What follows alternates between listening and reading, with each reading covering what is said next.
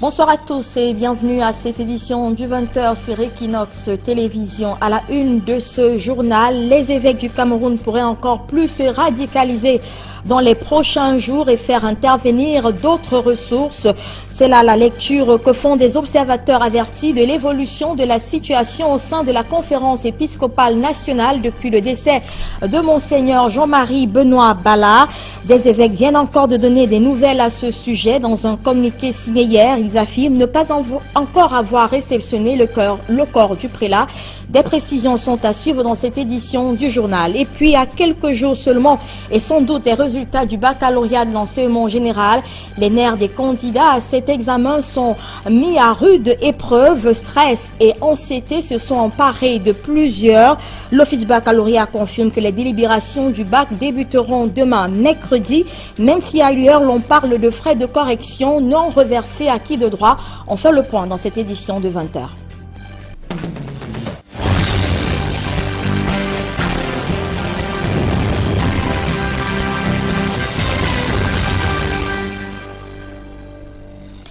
Une fois encore, mesdames et messieurs, bienvenue à cette édition du journal. Je le disais tout à l'heure, c'est désormais un bras de fer ouvert entre les évêques du Cameroun et les pouvoirs publics au sujet du décès de Monseigneur Jean-Marie Benoît Bala. La conférence épiscopale campe sur ses positions et pourra encore plus se radicaliser. C'est la lecture que font certains observateurs avertis de l'évolution de la situation au sein donc de cette conférence épiscopale depuis le décès suspect de Monseigneur Jean-Marie Benoît Bala. La situation à l'heure actuelle au sein de l'Église catholique n'est pas du tout reluisante d'après ces derniers. Des précisions dans ce reportage de Guy Zogo. La posture de l'Église catholique ne varie pas au sujet de l'affaire Monseigneur Jean-Marie Benoît Bala. Pour elle, aucune autre issue n'est envisageable. Le prélat a été assassiné. Une position qui se fonde sur des éléments concrets. L'Église ne campe pas sur des positions à partir d'un certain nombre de fantasmes. Ce n'est pas à partir d'un certain nombre de choses venues tout droit du paradis.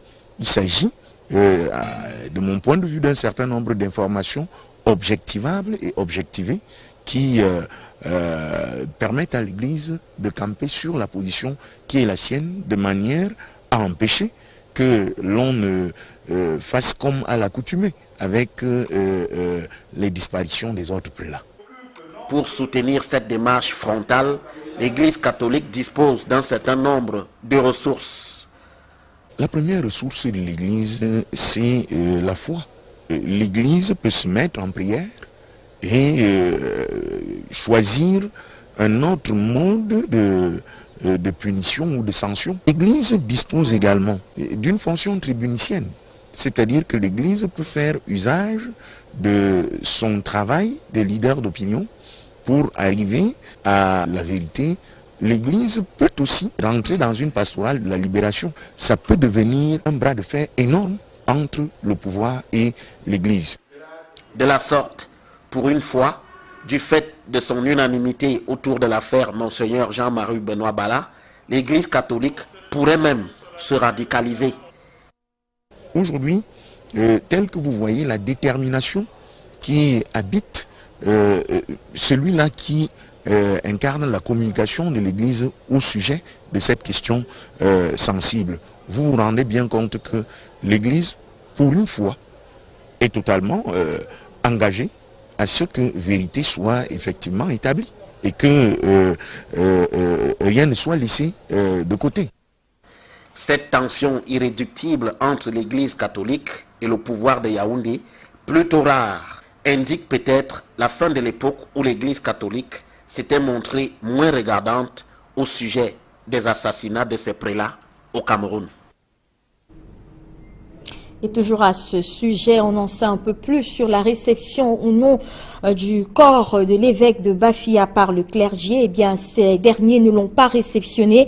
Monseigneur Samuel Cléda, archevêque métropolitain de Douala et président de la conférence épiscopale, était resté vague sur la question samedi dernier. Vous vous en souvenez, en indiquant simplement qu'un corps ne se perd pas devant les journalistes à Yaoundé. Dans un communiqué signé hier lundi, Monseigneur Samuel Cléda affirme que les autorités de l'église catholiques n'ont pas reçu la dépouille de Monseigneur Jean-Marie Benoît Bala, contrairement à la sortie du procureur général près la cour d'appel du centre qui affirmait que le dit corps avait été remis au clergé. L'archevêque de Douala martèle que ce corps ne sera reçu qu'après identification de celui-ci comme étant bien celui de l'évêque de Bafia. Toujours en rapport avec cette sortie, ce communiqué du procureur général, les évêques du Cameroun s'inscrivent en faux au sujet de l'état de la dépouille du prélat au moment de sa découverte qui ne portait aucune marque de violence selon le rapport d'autopsie des médecins allemands. Je cite, la certitude morale des évêques repose entre autres sur le fait que le corps qu'ils ont vu et reconnu à bord de la Sanaga à la morgue de l'hôpital général de Yaoundé et qui était la dépouille de Monseigneur Bala portait des marques de violence. Fin de citation. C'est là un extrait de ce communiqué de la conférence épiscopale rendu public ce jour. Toujours en religion, les leaders de l'église évangélique du Cameroun ont réuni ce mardi au siège de la paroisse du Centenaire à Douala les hommes de médias pour une réunion d'information. Ils ont entre autres présenté les raisons du report de la cérémonie d'installation du nouveau bureau élu au synode général de Ngaoundéré prévu le 15 juillet prochain. Cette réunion était aussi l'occasion pour les leaders de l'EEC de présenter l'image de cette église qui se veut désormais une et indivisible. Et à ce sujet, je vous invite à écouter l'un des anciens d'église de l'église évangélique du Cameroun, Édouard Fauchivé, est au micro de Julienne Bissaï. L'organisation avait souhaité voir reporter la date de l'installation. Le bureau national, nous avons proposé notre date du 29. Le bureau national a estimé lors de sa réunion que le 29 était juste, puisqu'on serait à la fin de notre conseil synodal général qui va se tenir en Beau et déplacer toute l'église de Beau pour Douala pour l'installation en termes de sécurité n'était pas. Donc, le bureau national nous a fait comprendre qu'il était souhaitable que ça devienne un point du conseil synodal général et donc une des résolutions sera prise lors du conseil synodal général fixant la date. Et comme nous vous avons dit, ça nous avantage doublement pour la préparation et de deux, voir tous les enfants de l'église évangélique être ensemble lors de ces rencontres historiques. Tout à fait autre chose à présent. Ce sont peut-être là des révélations qui viennent remettre en cause plus d'un siècle d'histoire du Cameroun. En effet, contrairement à ce que l'on savait jusqu'ici, le traité germano-douala n'aurait pas été signé un 12 juillet 1884. En plus, le signateur, l'un des signateurs côté camerounais, donc le sieur Dika Akwampondo, n'aurait lui non plus paraphé ce document. Ce sont là des révélations faites par le professeur Prince Koumandoumbé III, l'écrivain et chercheur, vient de donner une conférence de presse à Douala à cet effet. Je vous propose de l'écouter dans ce reportage de Donald Agnuzoa. Il n'y a jamais eu de traité germano-douala le 12 juillet 1884. La déclaration qui est de la Fondation Afrique Avenir International relance ainsi le débat autour de la question du transfert de souveraineté des rois douala au Reich allemand. Je vous ai montré le traité signé par les Daido, King Dido, Jimmy Kwala. Je vous ai montré le traité signé par Bindia, le 11 juillet, avant le 12. Et puis je vous ai montré le traité du 12, le fameux traité du 12 juillet, où Akwa et King Bell ont signé conjointement, l'un à droite, l'un à gauche. Il n'y avait pas que tel était témoin de l'autre. Il faut arrêter de falsifier l'histoire. La thèse de la Fondation Afrique Avenir, qui remet ainsi en cause 133 années d'histoire, trouve en face un courant de pensée qui use du recul scientifique nécessaire pour aborder d'autres pans historiques du traité du 12 juillet 1884. C'est une guerre de sémantique. C'est-à-dire que ceux qui ont signé cet accord ou ce traité, on nous dit que nous avons signé un traité. Ils ont amené les Allemands au tribunal en disant vous n'avez pas respecté les accords du traité, les signataires. Ils ont amené après le même problème chez les Français en disant vous n'avez pas respecté le traité. Ils ont amené jusqu'à la SDN. Bon, s'ils avaient appelé ça traité, qu'aujourd'hui on juge que ce n'est pas un traité, qu'on nous dise comment on appelle ça. Si on juge qu'il y a des éléments nouveaux, une approche nouvelle de notre histoire, c'est une bonne chose. On organise un débat scientifique dans un colloque, on en discute entre hommes de science. Cette conférence de presse a été l'occasion pour ceux des citoyens intéressés à la naissance du Cameroun moderne d'entrer en contact avec des documents uniques collectionnés dans différentes archives du monde depuis 1969 et conservés à la Fondation Afrique Avenir Internationale. Plusieurs étudiants de l'université de Buea ont marché au sein de leur campus pour dénoncer des cas de faux diplômes, de fraude et de corruption qui prennent corps dans cette institution universitaire. Ils ont profité de la cérémonie d'installation du nouveau recteur de l'université de Buea pour dire leur ras-le-bol au ministre de l'enseignement supérieur venu présider cette cérémonie, Innocent Abega et Julienne Bissaï. Ils sont nombreux, ces étudiants, venus manifester au sein du campus Moliko de Buea. Pancarte à main, ils dénoncent l'existence d'un vaste réseau de fraude au sein de cette institution. Comme la corruption, ce qui vient d'arriver maintenant, comme la corruption, tu ne peux pas avoir le diplôme, que tu n'avais pas de papier, tu pars où? Ils exigent l'authentification des diplômes de l'actuel maire de Buea, Patrick Ekema, par ailleurs ancien employé de cette université. Pour eux, ils n'auraient jamais été admis au DCE Advanced Level, l'équivalent du baccalauréat dans le sous-système francophone. Nous les élèves, on travaille, on écrit le bac, on passe. Même l'avance, on a des papiers avec le bon point. Quelqu'un vient qui n'a même pas au moins de 2 points bien arrivé. Comment? C'est pas possible. Les 10 étudiants ont aussi exigé la vérification des diplômes de tout le personnel de l'institution. Le ministre de l'Enseignement supérieur, présent à Buea pour l'installation du nouveau recteur, a rassuré ses étudiants en furie et promis d'accorder une attention particulière à ce dossier. Le professeur Horace Ngomo Manga, nouveau vice-chancellor de l'université de Buea, a donc comme défi principal le démantèlement de ce vaste réseau de fraude. Je vous le disais tout à l'heure, les résultats du baccalauréat de l'enseignement général pourraient être connus dans les prochains jours, même si des indiscrétions font état de blocage dans les délibérations, faute de paiement des primes dues aux correcteurs. Des informations que refute l'office du baccalauréat qui annonce d'ailleurs pour demain mercredi le début des délibérations pour cet examen. En attendant, dans le cœur de ces candidats au baccalauréat de l'enseignement général de cette année, la sérénité des vacances a laissé place à de l'anxiété, mais également au stress. On voit tout cela avec Marcelin Gansop. C'est à une épreuve de nerfs que les candidats au baccalauréat sont soumis. En attendant la publication des résultats, ceux-ci traînent et en rajoutent au stress qui s'est déjà emparé des uns et des autres. C'est un peu stressant d'attendre des résultats et on ne sait pas si c'est que c'est bon. Même quand on a composé, on ne sait pas si ce qu'on a fait est vrai ou pas. Chaque fois, la nuit, on réfléchit, on recorrige les épreuves dans la tête. Surtout que la période approche déjà et on ne sait pas encore. Le fait de créner là, on nous dit lundi, mardi, mercredi, jeudi, dans une semaine là, bon, c'est stressant un peu. Des informations faisant état du blocage des résultats, du fait du mécontentement de certains correcteurs, fait monter davantage la pression. Au contraire, ça accentue le stress.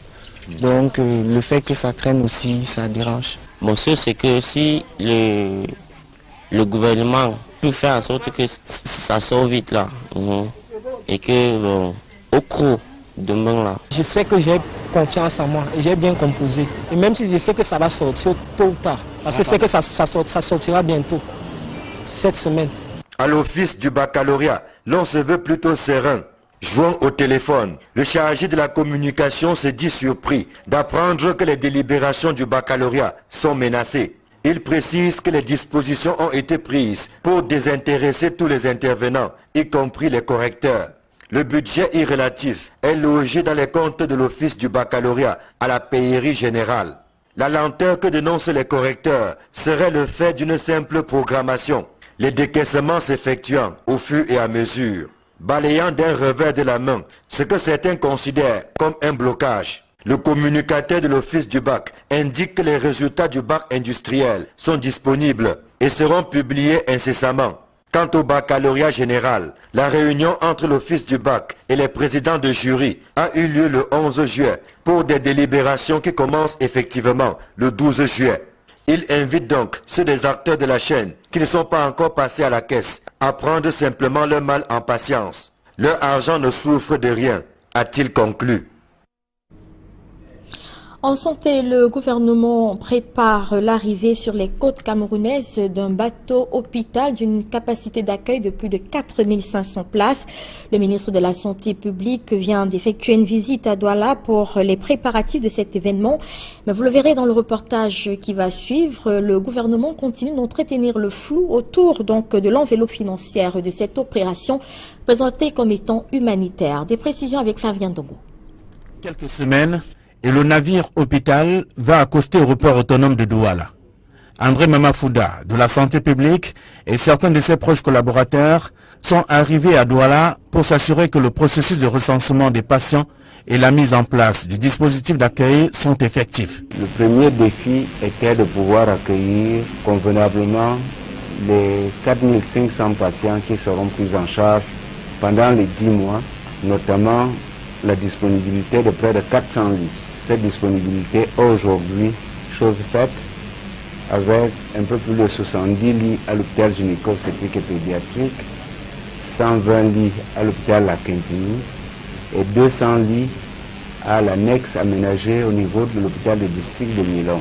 Après le tour effectué dans différentes structures sanitaires de la ville de Douala, le patron de la santé publique, interrogé sur ce que l'État dépense pour cette opération, n'a pas daigné dévoiler le montant de l'enveloppe. Et je ne vous donnerai pas le prix. Ce qui est plus important, c'est qu'un peu plus de 5 000 Camerounais seront soulagés. Il y a beaucoup de choses que nous pouvons faire sans que ça coûte une fortune. Non sans préciser que c'est un acte du chef de l'État, André Mamafouda rappelle que des médecins camerounais seront formés pour la circonstance et repartis selon les formations sanitaires recensées. Ce navire hôpital sera appuyé au sol par 3 structures sanitaires, l'hôpital gynéco-obstétrique pédiatrique de Douala, l'hôpital La Quintini de Douala et l'hôpital de district de Nilon et ses équipements annexes. L'activité qui sera effective dans quelques semaines et dont la prise en charge devra durer 10 mois sur le sol camerounais a pour objectif de trouver des solutions aux maladies rares. Ces populations qui ont des affections invalidantes et qui vont pouvoir voir ces affections soulagées sans payer le moindre sou, nous pensons que c'est une grande dimension importante et cette grande dimension devrait connaître une grande réussite. Avec désormais un peu plus de 5000 Camerounais identifiés pour la prise en charge par des médecins du navire hôpital, le Cameroun pourrait voir diminuer le nombre de patients victimes des pathologies rares. Hors de nos frontières à présent, l'ancien président sénégalais Abdoulaye Wade a regagné Dakar hier. Un retour triomphal pour l'ex-chef d'État accueilli et ovationné par des milliers de Sénégalais qui se sont massés le long des rues pour accueillir dans cet ex-président de 91 ans. L'homme est de retour pour conduire l'opposition aux élections législatives du 30 juillet prochain. Éric Marcian-Diomon.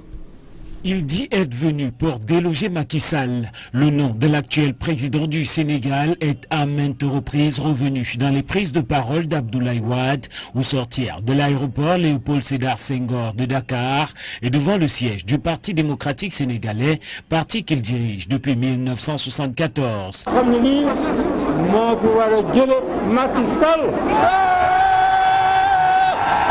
Abdoulaye Wade n'était plus revenu au Sénégal depuis 2 ans. À 91 ans, il a décidé d'être la tête de liste de son parti aux législatives du 30 juillet prochain.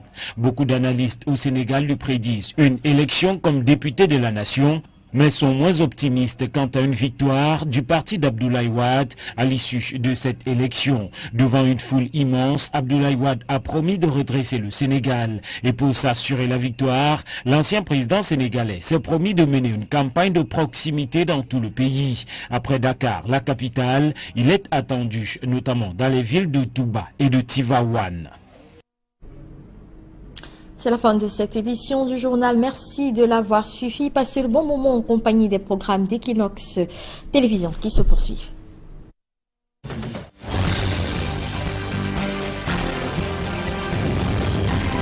Que les autorités de l'Église catholique n'ont pas reçu la dépouille de Monseigneur Jean-Marie Benoît Bala, contrairement à la sortie du procureur général près la cour d'appel du centre qui affirmait que le dit corps avait été remis au clergé. L'archevêque de Douala martèle que ce corps ne sera reçu qu'après identification de celui-ci comme étant bien celui de l'évêque de Bafia.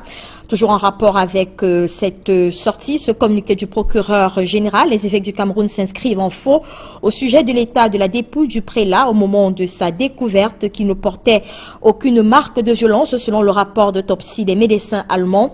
Je cite, la certitude morale des évêques repose entre autres sur le fait que le corps qu'ils ont vu et reconnu à bord de la Sanaga à la morgue de l'hôpital général de Yaoundé et qui était la dépouille de Monseigneur Bala portait des marques de violence. Fin de citation, c'est là un extrait de ce communiqué de la conférence épiscopale rendu public ce jour.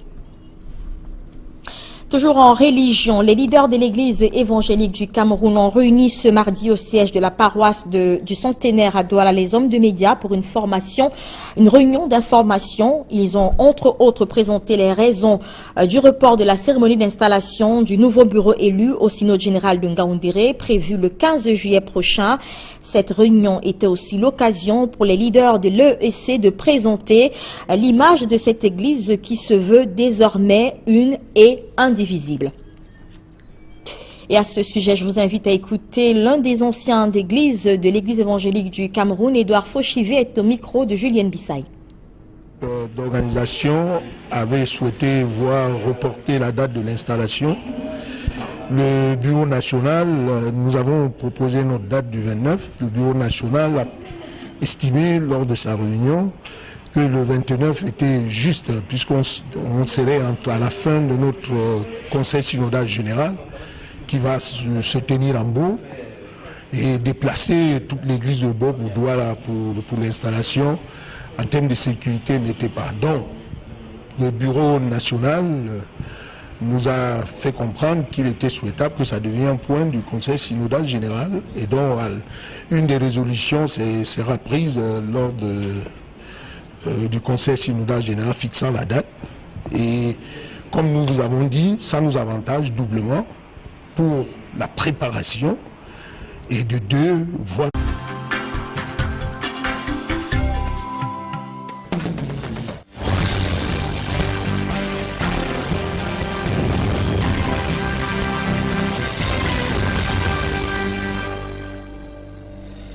Bonsoir à tous et bienvenue à cette édition du 20h sur Equinox Télévision. À la une de ce journal, les évêques du Cameroun pourraient encore plus se radicaliser dans les prochains jours et faire intervenir d'autres ressources. C'est là la lecture que font des observateurs avertis de l'évolution de la situation au sein de la conférence épiscopale nationale depuis le décès de Monseigneur Jean-Marie Benoît Bala. Des évêques viennent encore de donner des nouvelles à ce sujet. Dans un communiqué signé hier, ils affirment ne pas encore avoir réceptionné le corps du prélat. Des précisions sont à suivre dans cette édition du journal. Et puis, à quelques jours seulement, et sans doute des résultats du baccalauréat de l'enseignement général, les nerfs des candidats à cet examen sont mis à rude épreuve. Stress et anxiété se sont emparés de plusieurs. L'Office du baccalauréat confirme que les délibérations du bac débuteront demain, mercredi, même si ailleurs l'on parle de frais de correction non reversés à qui de droit. On fait le point dans cette édition de 20h.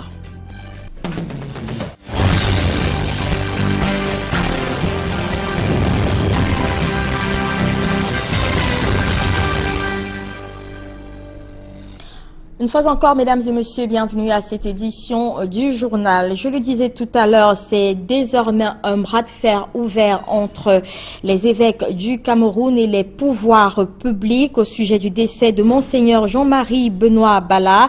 La conférence épiscopale campe sur ses positions et pourra encore plus se radicaliser. C'est la lecture que font certains observateurs avertis de l'évolution de la situation au sein donc de cette conférence épiscopale depuis le décès suspect de Monseigneur Jean-Marie Benoît Bala. La situation à l'heure actuelle au sein de l'église catholique n'est pas du tout reluisante d'après ces derniers. Des précisions dans ce reportage de Guy Zogo. La posture de l'église catholique ne varie pas au sujet de l'affaire Monseigneur Jean-Marie Benoît Bala. Pour elle, aucune autre issue n'est envisageable. Le prélat a été assassiné.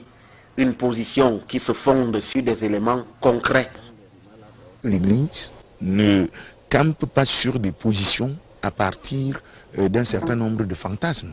Ce n'est pas à partir... Tous les enfants de l'église évangélique être ensemble lors de ces rencontres historiques. Tout à fait autre chose à présent. Ce sont peut-être là des révélations qui viennent remettre en cause plus d'un siècle d'histoire du Cameroun.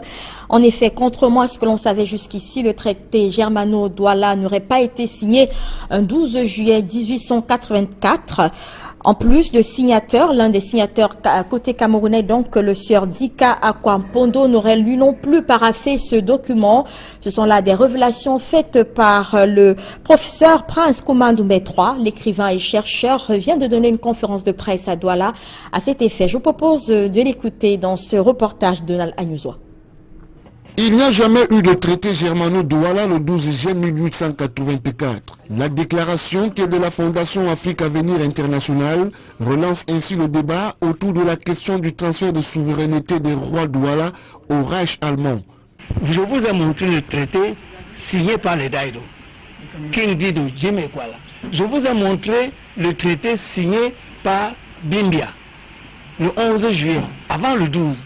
Et puis je vous ai montré le traité du 12, le fameux traité du 12 juillet, où Akwa et King Bell ont signé conjointement, l'un à droite, l'un à gauche. Il n'y avait pas que tel était témoin de l'autre.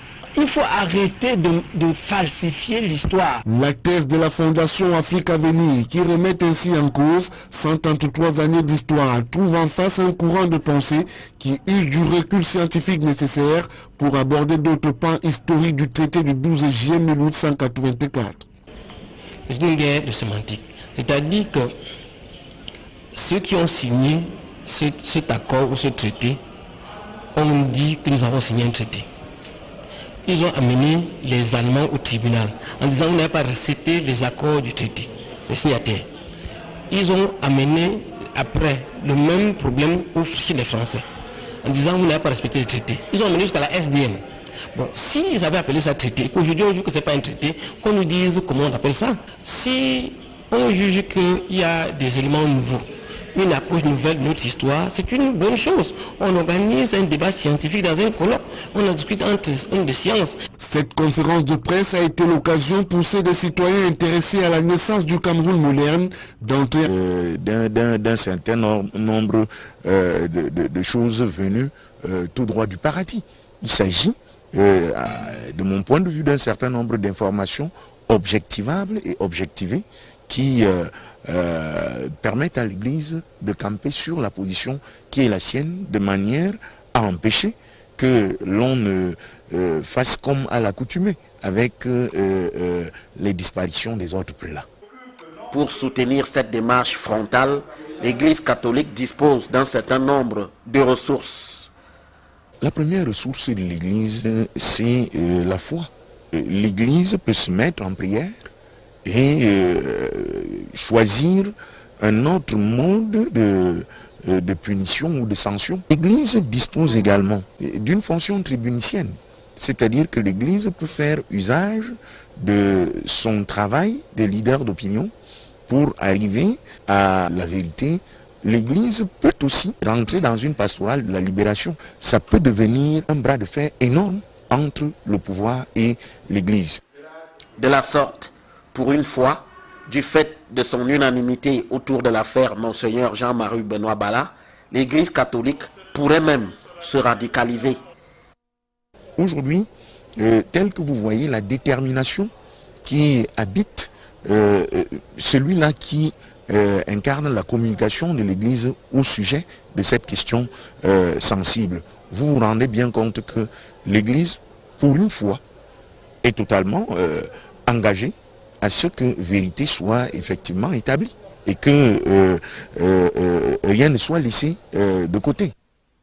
Cette tension irréductible entre l'Église catholique et le pouvoir de Yaoundé, plutôt rare, indique peut-être la fin de l'époque où l'Église catholique s'était montrée moins regardante au sujet des assassinats de ces prélats au Cameroun.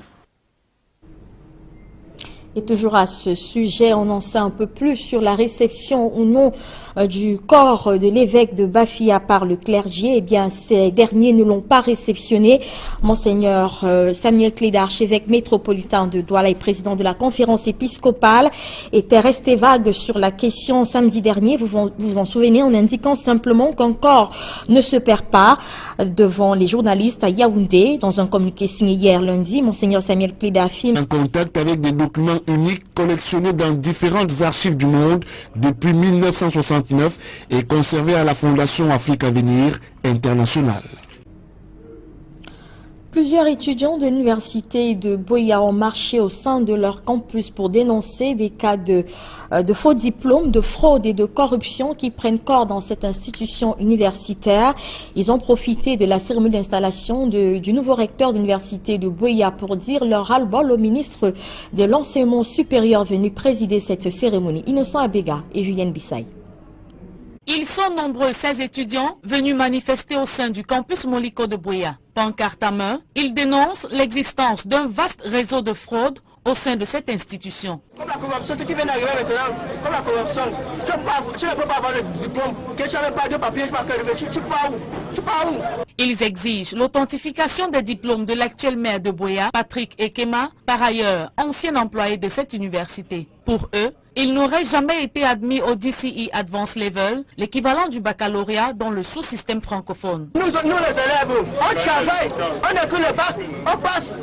Même l'avance, on a des papiers avec le bon point. Quelqu'un vient qui n'a même pas au moins de 2 points à l'UPE. Comment? C'est pas possible.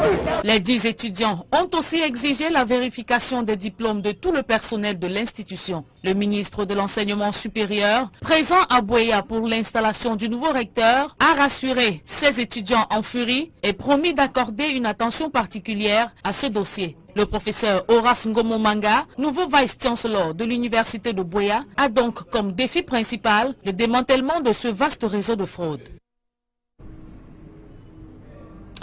Je vous le disais tout à l'heure, les résultats du baccalauréat de l'enseignement général pourraient être connus dans les prochains jours, même si des indiscrétions font état de blocage dans les délibérations, faute de paiement des primes dues aux correcteurs. Des informations que refute l'office du baccalauréat qui annonce d'ailleurs pour demain mercredi le début des délibérations pour cet examen. En attendant, dans le cœur de ces candidats au baccalauréat de l'enseignement général de cette année, la sérénité des vacances a laissé place à de l'anxiété, mais également au stress. On voit tout cela avec Marcelin Gansop. C'est à une épreuve de nerfs que les candidats au baccalauréat sont soumis. En attendant la publication des résultats, ceux-ci traînent et en rajoutent au stress qui s'est